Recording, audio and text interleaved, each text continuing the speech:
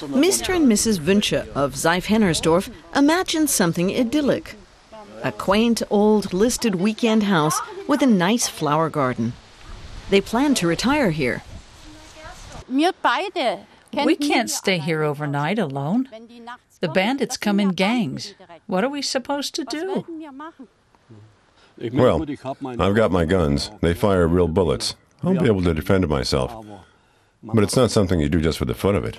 It's just not safe. They've had 10 break-ins so far. They say the police don't help against the thieves, who the Wünsches say are Czech, so they're taking action themselves. This is a picture of my P-38. It's just like the ones the German army had in World War II. I hung it up to scare them off. Does it work? So far, so good. Since I put it up, they haven't come back. Seifhennersdorf is near the Czech border. As of 2007, police no longer control cross-border traffic, and the checkpoints have been dismantled. Since then, the number of burglaries and thefts has been rising steadily. Mayor Karin Berndt knows about the cross-border crime, and she knows the Wünsches aren't an isolated case, but she says there's little she can do.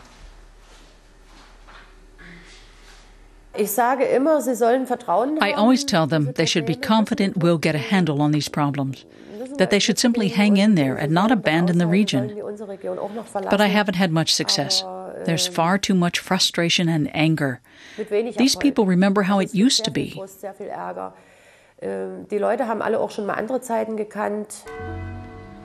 Some of the streets are reminiscent of days gone by, when Seifhennersdorf was a proud little factory town with twice as many residents as today. The old shoe factory was once said to be the most modern in all of communist East Germany. But when the wall came down in 1989, things fell apart here as well. The region is slowly collapsing because people move away to find work. This place was hemorrhaging residents. Today, there are only about 4,000 people living in Seifhennersdorf. Every second resident is over 50 years old.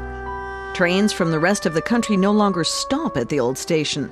Many homes are dilapidated. Shops and restaurants are closed.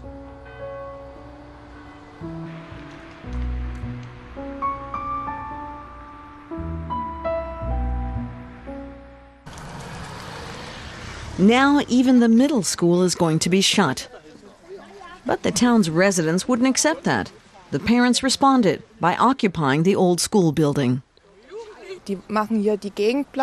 They're laying this place to waste. Someone has to try to stop it. Every politician knows that if a school dies, then all the rest of the community suffers as well. In the surrounding area, they've closed school after school. Our kids are on buses for hours.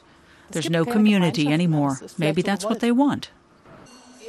Seifhennersdorf's residents are resisting the orders coming from the state capital and are running the school on their own. Retired teachers or subject matter experts teach the children for free. The school is illegal. It shouldn't exist. It's a tiny revolution. The parent spokesman, Andreas Herbig, is leading the school revolt. Our children have regular classes. They haven't missed a single hour yet, and I think the kids like it. Politicians far away in the state capital, Dresden, aren't used to so much resistance coming from the provinces. There's great concern that the parents are refusing to comply with the directives and laws from the Culture Ministry. If people fail to accept a legal framework, then a world of chaos is what follows. That's why we have these laws. Mayor Berndt is supposed to impose order by throwing everyone out of the school. But instead, she's on their side and has filed a court case against the school closing. Documents submitted so far fill more than a dozen files. The mayor already faces disciplinary action for siding with the rebels. Anything that contributes to the well-being of the children can't be wrong or illegal. We'll just have to straighten things out. If the county punishes the parents by levying fines and takes disciplinary action against me, we'll simply have to hang in there. Mr. and Mrs. Wünsche, however, do not believe that the mayor and the people occupying the school will succeed in changing the region's course completely. They want to sell their home and leave. If we get the money, then we'll buy ourselves a little cottage in Austria and move there.